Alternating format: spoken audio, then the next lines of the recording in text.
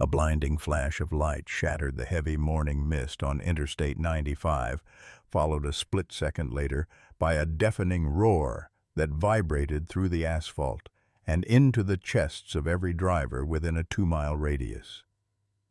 This was no ordinary traffic accident, nor was it a random highway disaster, but rather the opening salvo of a meticulously engineered heist that would baffle federal investigators for decades to come. At precisely 5:42 a.m.,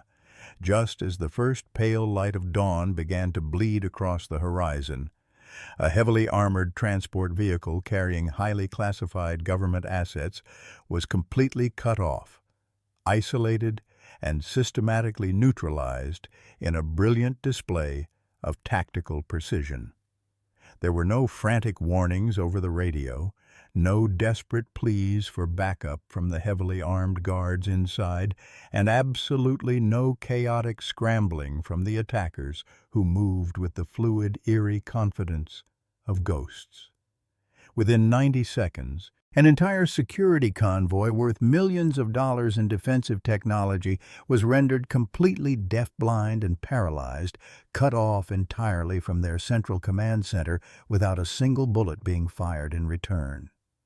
A lone automated distress beacon managed to escape the jammer's radius for a fraction of a second before the entire communications grid went dead, leaving nothing but static ringing in the ears of the dispatch operators miles away. By the time the first local police cruisers arrived at the scene with sirens wailing and lights flashing, they found the armored transport sitting idly in the middle of the highway, its engines still purring softly, its guards uninjured but deeply dazed, and its primary cargo hold completely empty. The ultimate phantom heist had just occurred in broad daylight on one of the busiest transit corridors in the country, and yet the perpetrators had vanished into the morning fog as if they had never existed at all. The asphalt was cold, the forensic evidence was absolutely non-existent, and the true nature of what had just been stolen was a secret so heavily guarded that even the responding officers were immediately ordered to turn off their body cameras and step away from the perimeter. What began as a seemingly standard highway robbery was quickly unfolding into something far more dangerous, a calculated chess match where the authorities were already 10 steps behind an invisible grandmaster.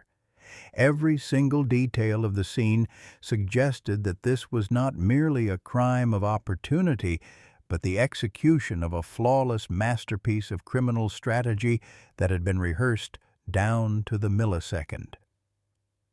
As the sun rose higher, casting long, grim shadows over the abandoned transport, the true scale of the nightmare began to dawn on the lead investigators, who realized they were not chasing desperate thieves, but an elite, nameless force that had turned a public highway into a stage for the perfect crime. The debris field from the initial blast was remarkably clean, suggesting the utilization of a specialized military-grade directional shape charge designed to disable the armored vehicle's redundant axle systems without compromising the structural integrity of the main hull or causing unnecessary casualties. When forensic teams began their initial sweep of the perimeter, they discovered a terrifying reality that sent a chill through the entire department. As every single traffic management camera, state toll sensor, and private security feed along a 12-mile stretch of the highway had dropped offline exactly 45 seconds prior to the ambush.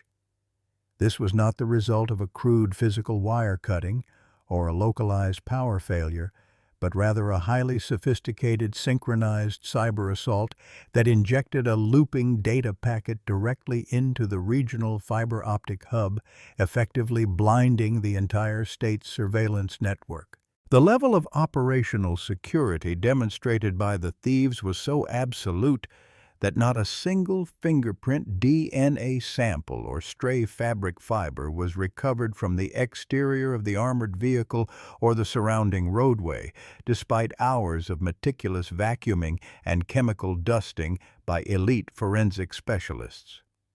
Tire tracks left at the scene indicated the use of common commercial delivery vans, but a rapid cross-reference of vehicle registration data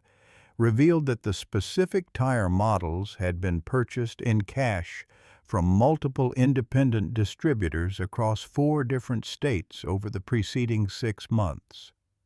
Time was the most devastating weapon used against the authorities that morning, with every phase of the assault calculated with such mathematical precision that the entire extraction was completed before the local sheriff's department could even finish processing the automated distress signal. Veteran detectives who had spent decades tracking down armored car thieves stood in absolute silence at the scene, realizing that the perpetrators possessed an intimate, almost terrifyingly comprehensive knowledge of the transport company's internal security protocols, route variations, and emergency response windows. Every variable had been anticipated, from the exact weight of the transport's reinforced doors to the precise time it would take for regional air support to clear military airspace, ensuring that by the time the first police boot touched the pavement, the trail was already ice-cold. The realization began to settle over the task force that they were dealing with an adversary who didn't just break the law, but completely rewritten the rules of engagement, turning the state's own defensive infrastructure against itself. This was a crime stripped entirely of emotion, greed, or desperation, executed with the cold, sterile efficiency of a surgical procedure, where the patient never even realized they were on the operating table until the incision was already healed. As the initial shock of the highway ambush faded into a tense, high-stakes investigation,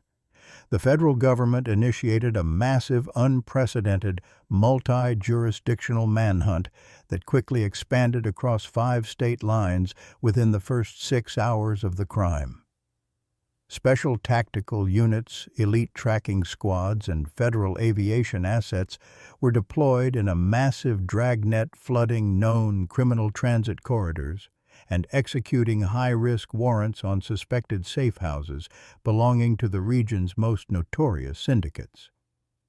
The sheer scale of the police response was staggering, with roadblocks established at every major interstate junction, automated license plate readers scanning millions of vehicles, and undercover informants being squeezed for even the faintest whisper of a high-value black market operation. In the industrial suburbs of a neighboring state, a tactical breach team detonated the reinforced doors of a suspected logistics front, arresting 3 high-level black market distributors who had previously been linked to sophisticated cargo thefts.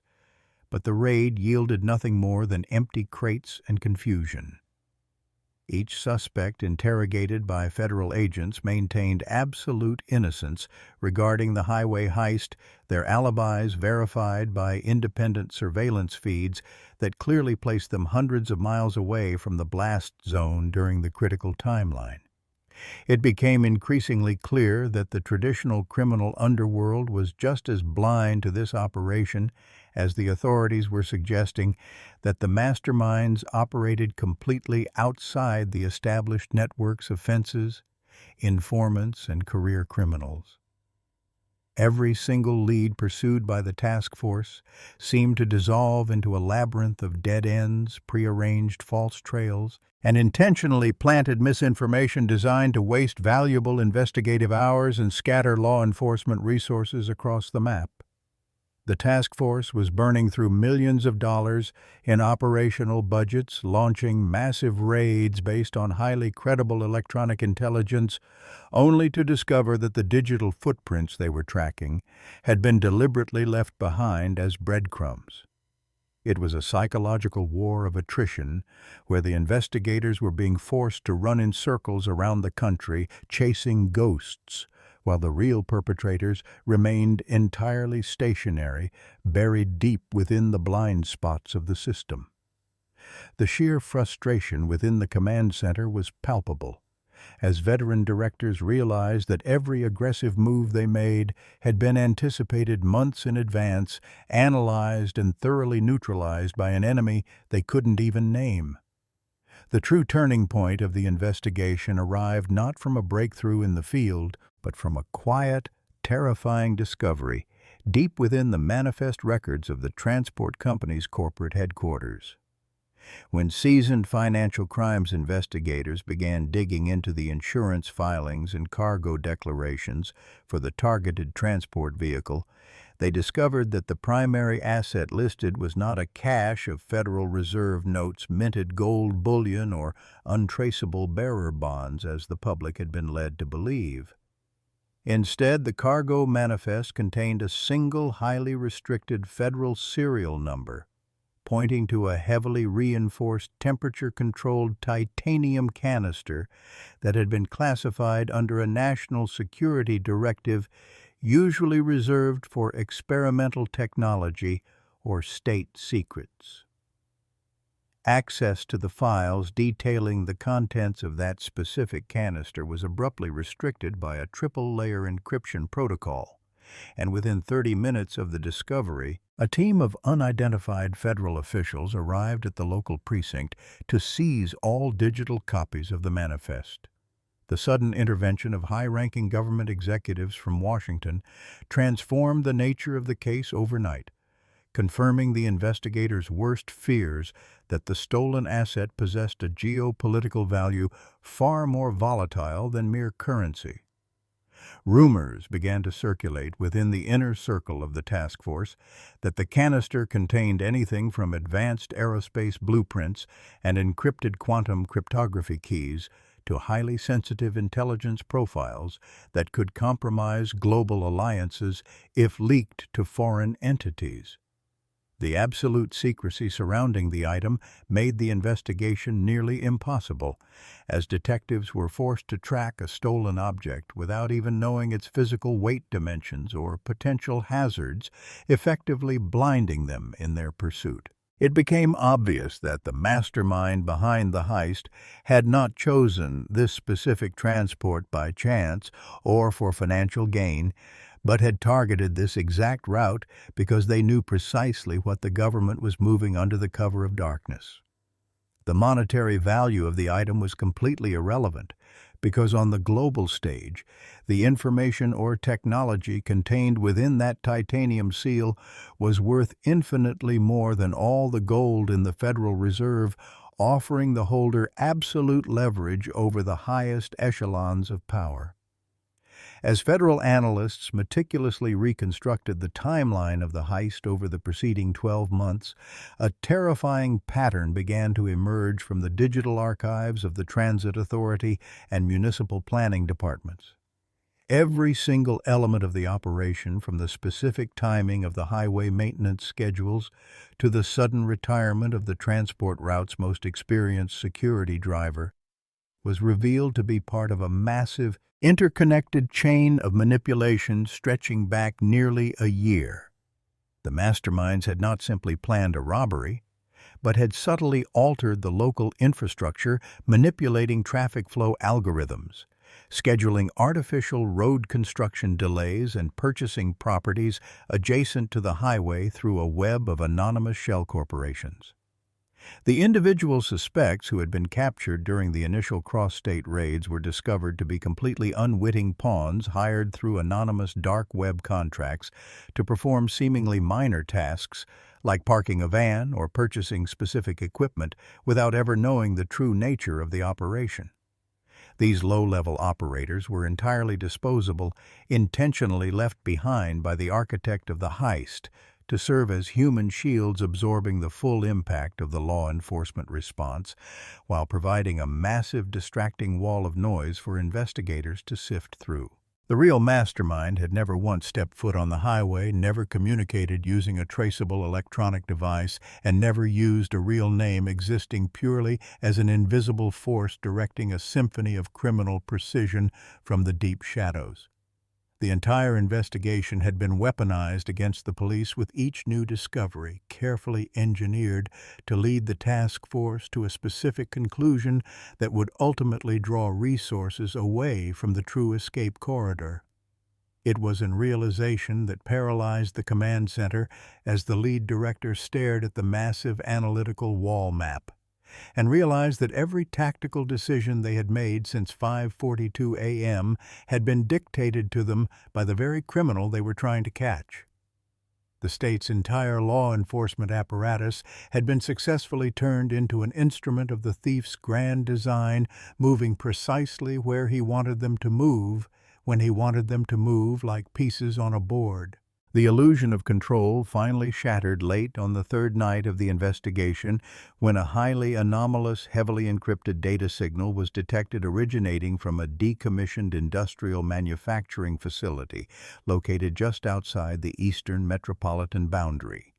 The signal, which utilized an obsolete military communication frequency that matched the exact jammer signature from the highway heist, seemed to intentionally flicker on and off, as if inviting the authorities to trace its exact coordinates.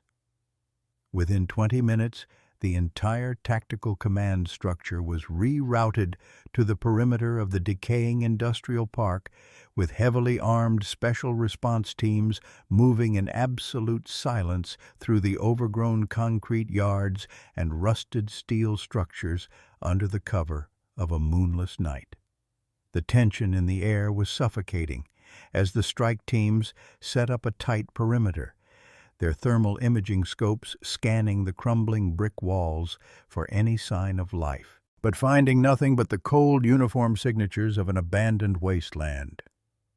Upon receiving the final command to breach the tactical teams, shattered the reinforced glass windows, and blew the heavy iron hinges off the rear entry points, flooding the primary warehouse floor with blinding flashbangs and laser-guided weapons. What they found inside, however, was not a heavily fortified criminal hideout or a desperate gang of thieves ready to fight to the death, but a perfectly sterile, brightly lit room constructed in the center of the derelict warehouse. In the middle of the room sat a single, pristine metal table holding a series of high-powered server racks that were actively broadcasting the encrypted signal, surrounded by dozens of empty equipment cases and discarded tools that had been systematically wiped clean of any identifying marks. There were no suspects, no weapons, and no stolen goods, only the low, rhythmic hum of cooling fans echoing through the empty industrial space, mocking the massive display of military force that had just descended upon it. The entire location was another elaborate stage, a physical manifestation of the mastermind's total dominance over the investigative process, designed to draw the final reserve elements of federal law enforcement away from the true exit points of the city. As the tactical teams fanned out across the empty facility, searching for hidden compartments or booby traps, the lead investigator walked slowly toward the center of the room, his eyes drawing immediately to a single high-definition computer monitor glowing brightly against the dim metallic backdrop. The screen was completely blank except for a single terminal-style command line interface that was counting down the seconds since the initial breach of the warehouse doors occurred. When the counter reached 0, the screen flickered violently for a moment before displaying a short, pre-programmed text string that sent a wave of absolute silence through the entire command staff gathered in the mobile operations vehicle outside. The message contained only one chilling sentence typed in a simple clinical font that offered no clues as to the author's identity or emotional state, yet carried the weight of absolute victory. The text read quite simply that the authorities had arrived exactly 17 minutes slower than the mastermind's initial predictive algorithms had projected, indicating a minor flaw in the local police department's mobilization efficiency. The sheer arrogance of the message was accompanied by a terrifying realization as the server racks suddenly began a rapid, irreversible thermal declassification process, melting the internal hard drives into useless pools of molten plastic before anyone could initiate a data override. The physical evidence was erasing itself in real time right in front of their eyes, destroying any hope of tracing the network routing protocols or identifying the origin of the software that had orchestrated the entire multi-state operation. The investigators stood completely paralyzed in the flashing red light of the system failure warnings, realizing that even this discovery, which they had believed to be a massive breakthrough, was just another automated script written months ago to close the final chapter of the heist on American soil. The room was not a hideout. It was a tomb for evidence, an automated disposal unit disguised as a tactical stronghold designed to ensure that when the investigation finally reached its conclusion, there would be absolutely nothing left to prosecute. While the chaotic scene at the industrial facility was being processed by frustrated forensics teams, a completely different reality was unfolding across the city at a private, highly restricted corporate airfield that operated entirely outside the commercial aviation tracking networks. At precisely 6:15 a.m., just as the sun cleared the distant mountain peaks, a sleek, unmarked long-range business jet sat on the remote tarmac, with its twin engines idling in a low, muffled whine that was barely audible over the morning wind. A single, impeccably dressed gentleman stepped out from the shadow of a private hangar, walking with a calm, unhurried stride toward the boarding stairs of the aircraft, while carrying a heavy, custom-built titanium transport case that featured an active digital seal matching the exact specifications of the stolen government cargo. There were no security guards checking his credentials, no customs officials demanding to see a passport, and no automated alerts flaring on the regional air traffic control monitors, as the flight plan had been filed weeks in advance under a legitimate corporate logistics shield that had been thoroughly pre-cleared by high-level aviation executives. The man ascended the stairs with the fluid confidence of someone who owned the sky, his expression entirely neutral, showing neither the exhaustion of a fugitive nor the excitement of a criminal who had just pulled off the heist of the century. To anyone watching from a distance, he appeared to be nothing more than a high-powered international executive embarking on a routine transoceanic business trip,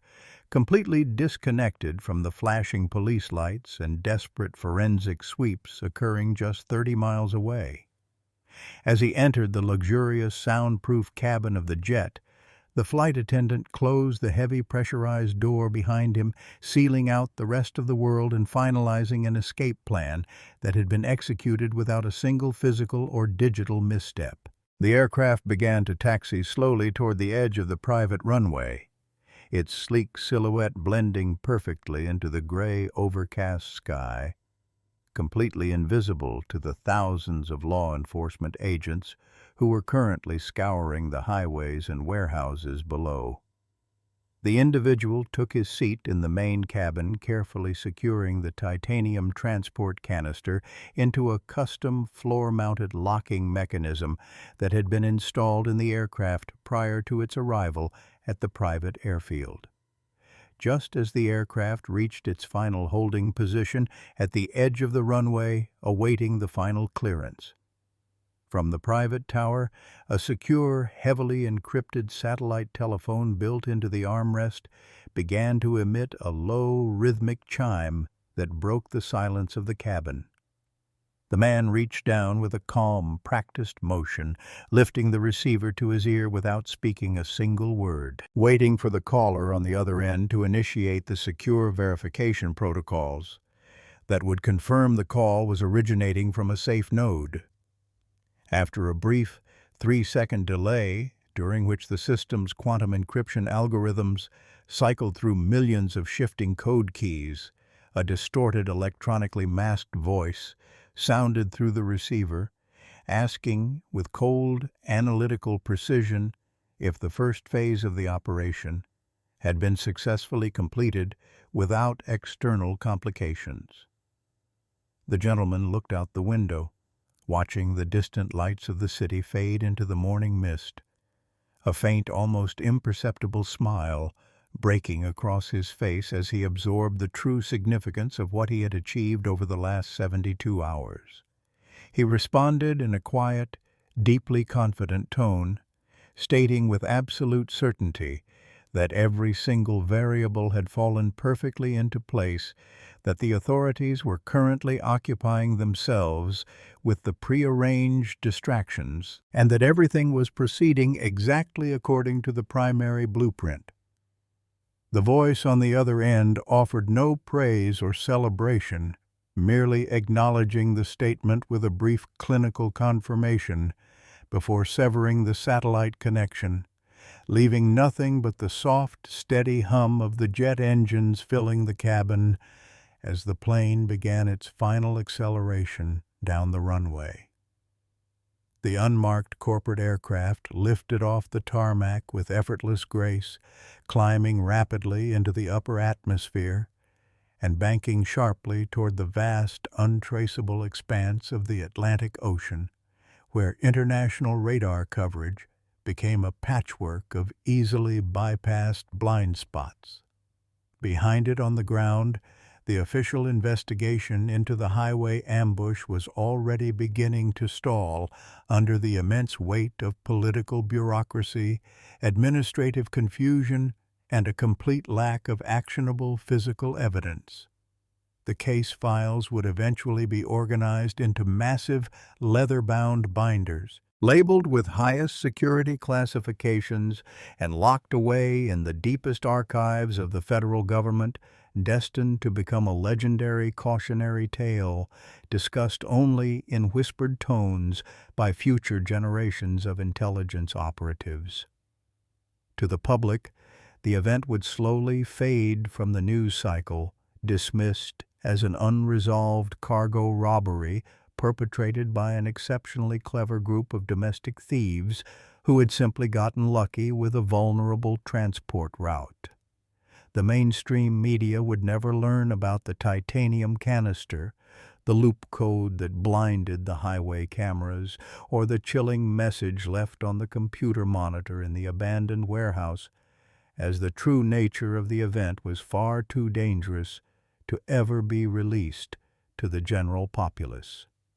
The file would remain technically open, a permanent stain on the record of the task force,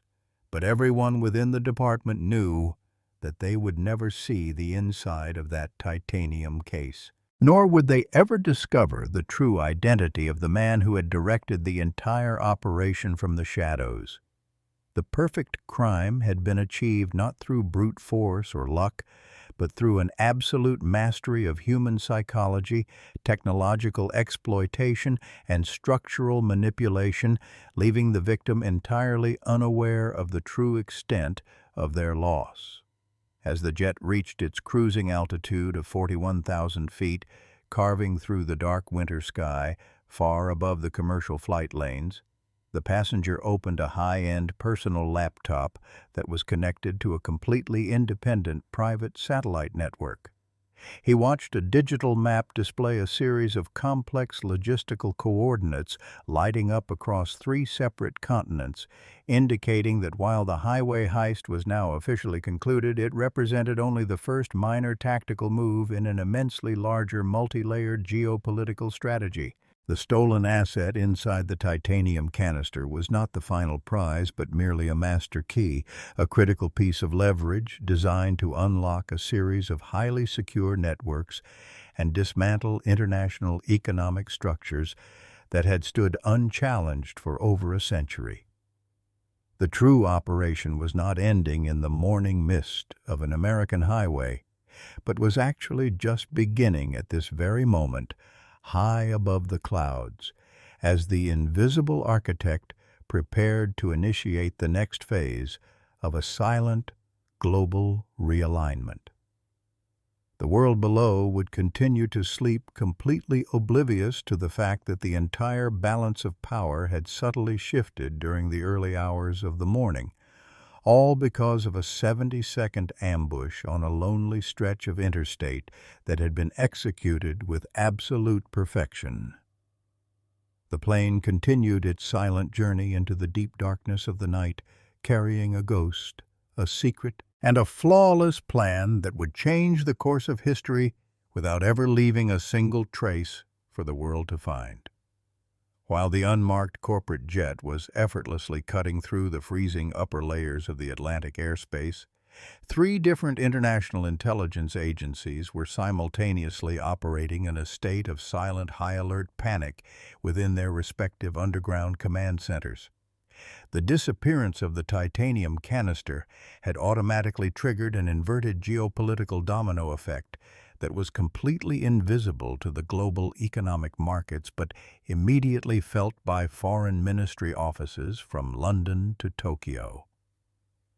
It was now fundamentally clear that the mastermind behind the Interstate heist possessed an unparalleled level of logistical access, having successfully predicted not only the exact movement of the asset, but also the specific administrative paralysis that would cripple local law enforcement during the critical first hours. In the highly secure diplomatic quarters of Western Europe, emergency encrypted cables were being exchanged at a furious pace as analysts attempted to calculate which global infrastructure network would be targeted first,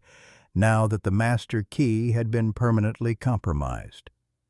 The traditional frameworks of international espionage were completely useless against this new adversary who left absolutely no electronic trail used, no known state-sponsored channels, and operated with a budget that appeared to be completely independent of any sovereign nation's treasury.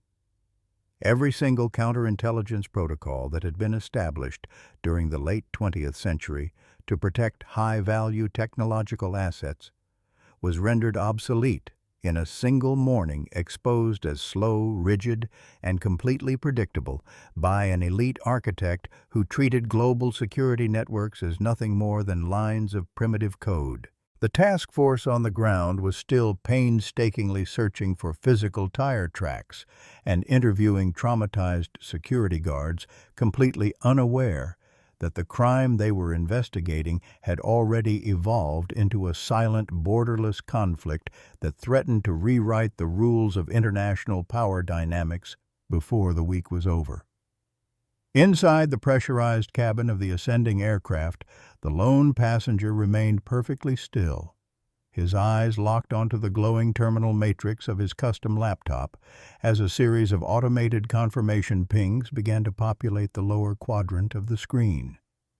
The encrypted data packets originating from the melted server racks back in the abandoned industrial warehouse had successfully routed through 12 shifting proxy networks located in unstable maritime territories before destroying themselves completely, severing any digital link between the American highway and the plane's current flight trajectory. This level of technical redundancy was characteristic of the entire operation, where every offensive action was backed by 3 separate layers of defensive misdirection, ensuring that even an accidental recovery of data by federal authorities would only yield corrupted files and prefabricated dead ends. The man reached into his jacket pocket and retrieved a small, solid-state hardware token that utilized a revolutionary form of multi-layered quantum encryption, inserting it into the side port of the titanium canister to initiate the secondary decryption sequence for the stolen asset. The mechanical seals of the canister hummed softly as the internal temperature automatically adjusted to the exact microdegree required to stabilize the delicate components inside, revealing a series of micro-optical storage drives that contained the core structural blueprints of the world's primary global financial clearance system. For the last 40 years, this specific clearance architecture had dictated the flow of trillions of dollars in international trade, operating as an invisible, unchallenged economic superstructure that could destroy entire national economies with a single regulatory keystroke. And now its entire defensive source code was resting on a leather passenger seat miles above the ocean. The realization that the heist was never about the physical, material, or immediate monetary gain was a breakthrough that the federal task force would not achieve until 48 hours after the aircraft had already cleared continental radar coverage. Deep within the Forensic Cyber Division of the Central Precinct,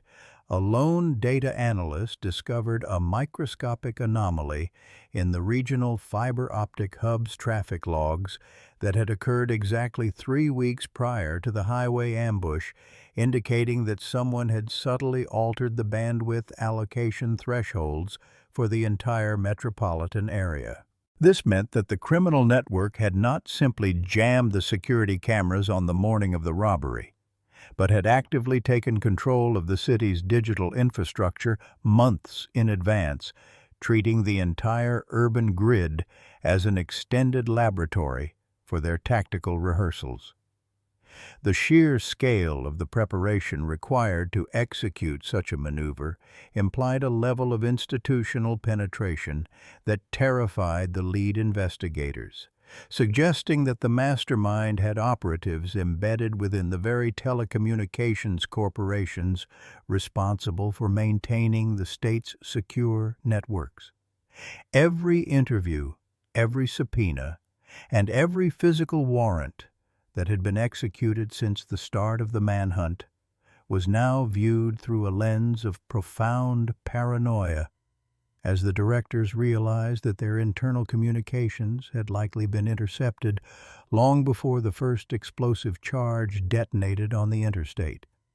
The investigation was no longer a standard pursuit of fleeing suspects, but a desperate retroactive damage control operation designed to hide the fact that the government had been completely outmaneuvered within its own sovereign territory by an invisible corporate entity. As the business jet crossed the invisible threshold into international airspace, the soft interior lighting of the cabin shifted from a warm amber to a cool, clinical blue, reflecting off the polished surface of the titanium canister, like a silent reminder of the absolute stakes involved in the next phase. The gentleman on board opened a secure communication channel that connected him directly to a network of private maritime logistics providers operating out of the lawless port cities of Southeast Asia and East Africa, verifying that 3 separate decoy container vessels had departed their respective docks at precisely the same moment his aircraft took off. These maritime assets were carrying identical electronic signatures to the stolen canister, designed to trigger the automated tracking algorithms of global naval intelligence networks and draw their satellite reconnaissance assets away from the actual transport route. This layer of physical misdirection ensured that while international agencies were scrambling fleets and directing high-altitude spy planes toward the Indian Ocean, the true asset was moving safely at 40,000 feet toward an undisclosed sovereign sanctuary where Western extradition laws were completely non-existent. The architect understood that the human brain always seeks patterns, and by providing the authorities with a highly logical, deeply convincing trail of false data, he could control their actions more effectively than if he had physically restrained them. It was a masterclass in behavioral manipulation, turning the institutional intelligence of the world's most powerful agencies into their greatest vulnerability, leaving them to expend billions of dollars in resources chasing shadows across the open sea, while the real prize remained completely undisturbed. Back in the capital city, the official pressure on the investigation team had reached a suffocating crescendo, with closed-door congressional hearings being called to determine how an asset of such critical national importance could be systematically stripped from a secure convoy in broad daylight. The director of the federal task force sat in a dimly lit briefing room, staring at a massive interactive timeline of the heist that occupied an entire wall, realizing that every single event they had recorded was a direct result of their opponent's calculated generosity. The mastermind had left just enough evidence at each location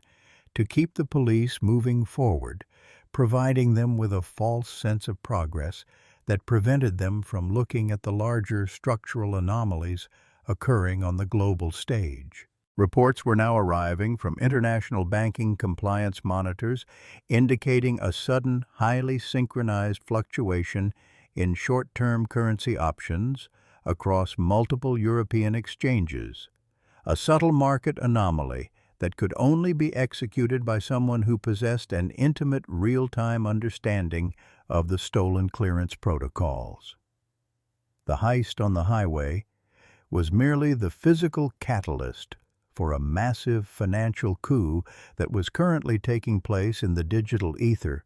completely bypassed the traditional guardrails of global economic stability and threatening to collapse the value of multiple major currencies before the opening bell of the New York Stock Exchange.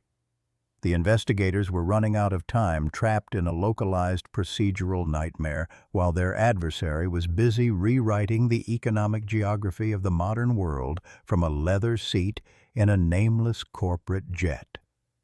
The aircraft began its long, gradual descent over the dark, undisturbed waters of the Mediterranean, its tracking systems completely dark as it utilized a highly advanced ground-hugging radar avoidance flight path that had been pre-calculated to exploit the structural gaps between regional military defense sectors. The passenger closed his laptop with a slow, deliberate snap, satisfied that the second phase of the deployment had crossed the point of no return, leaving the international financial systems permanently vulnerable to the structural recalibration protocols he had spent the last 7 years developing. The human cost of the operation had been zero, a deliberate choice by the architect who viewed physical violence as a crude, inefficient signature of amateur criminals who lacked the intellectual capacity to manipulate reality through systemic design. By avoiding casualties and maintaining an absolute lack of physical evidence, he had ensured that the state's response would remain confined to bureaucratic investigations and classified intelligence reviews, rather than triggering an immediate aggressive military retaliation that could complicate his long-term regional objectives. Every move made on that lonely interstate highway was an exercise in absolute economy of force, demonstrating to the select few who understood the true nature of the event that traditional armies and national borders were entirely irrelevant in an era dictated by digital infrastructure and asymmetric logistics.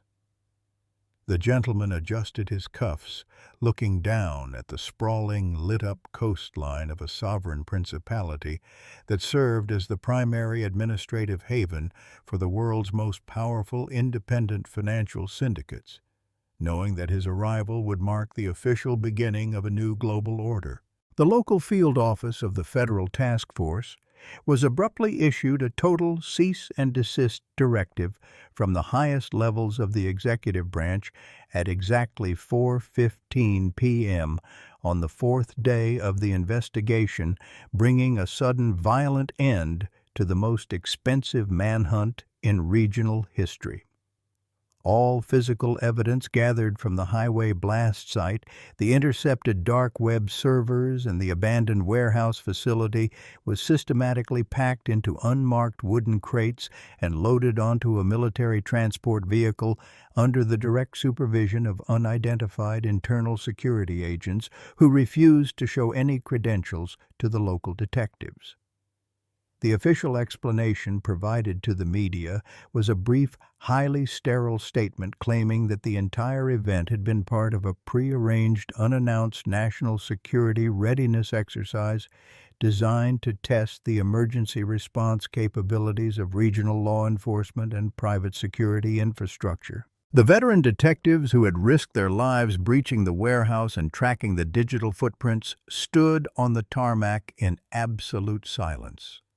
watching the crates disappear into the cargo hold of the military transport with a profound sense of betrayal and anger.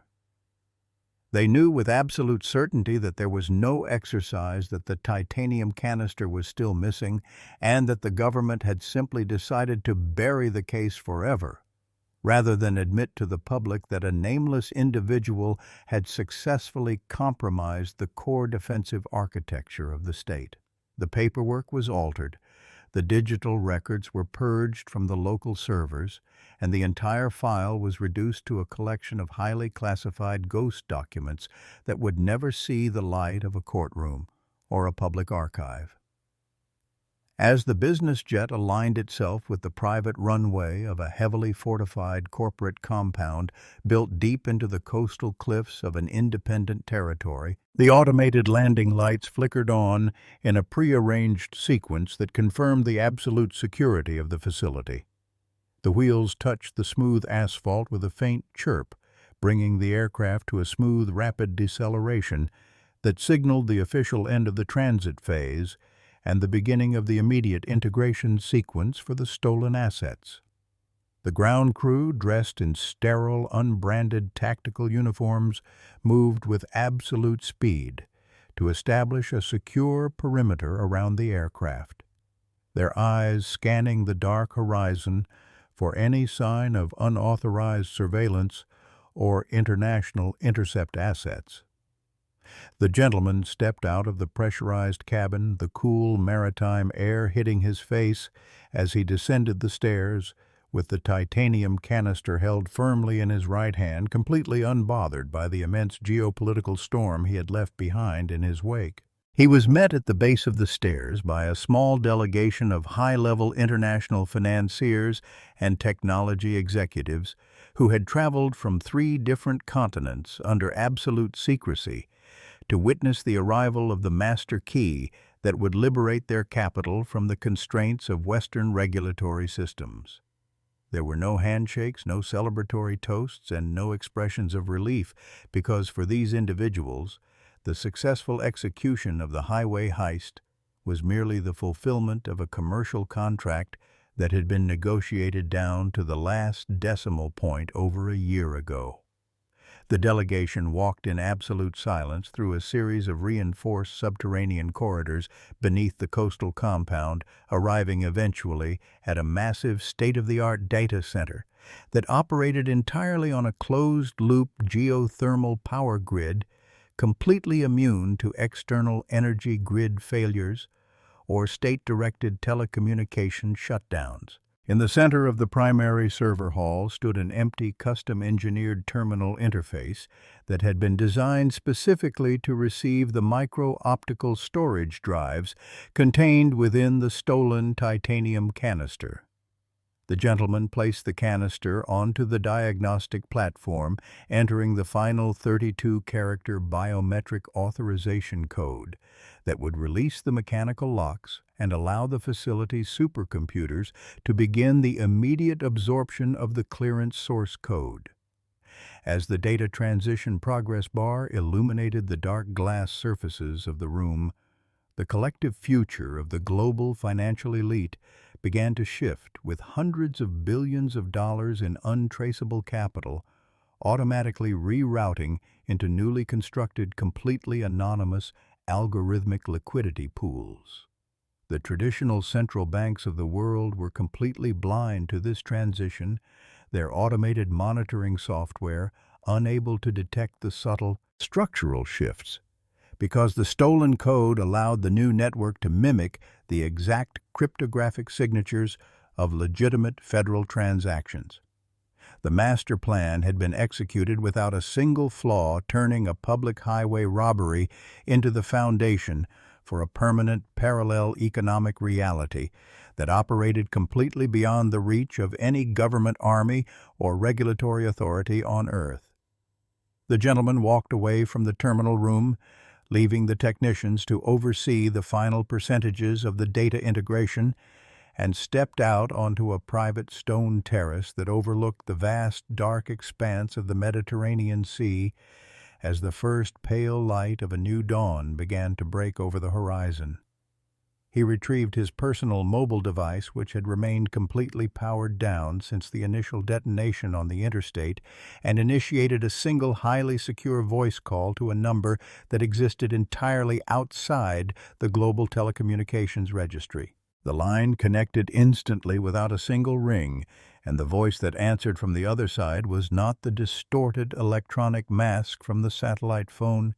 but the calm, unmistakable voice of a high-ranking international diplomat who sat at the very heart of the Western legislative framework.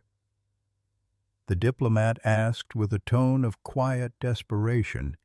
if the structural safeguards had been completely removed from the central system, his entire political survival and personal fortune hanging on the answer that would dictate the next move of the global markets. The gentleman took a slow, deep breath of the cold sea air, his expression entirely relaxed as he looked out at the infinite horizon, knowing that the world below was about to wake up to an entirely different reality than the one they had left behind when they went to sleep. He replied with a calm, freezing precision that the first phase was not only successful, but that the entire defensive infrastructure of the old guard had been converted into an active instrument for their own permanent retirement. The call was disconnected without a final greeting, and the gentleman tossed the secure device into a small high-temperature chemical disposal unit built into the stone wall of the terrace, watching it dissolve into a harmless pile of gray ash within a matter of seconds. Behind him inside the facility, the supercomputers completed the final integration sequence, and across the globe, the invisible switches of the new economic architecture began to slide into place with absolute irreversible finality. The file on the armored car robbery on Interstate 95 was now officially dead, a forgotten piece of local police trivia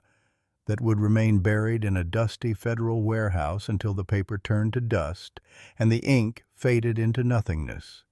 The public would never know his name, the media would never capture his image, and history would never record the exact hour that the true balance of power was permanently stripped from the halls of sovereign governments and transferred to a cliffside data center over the sea.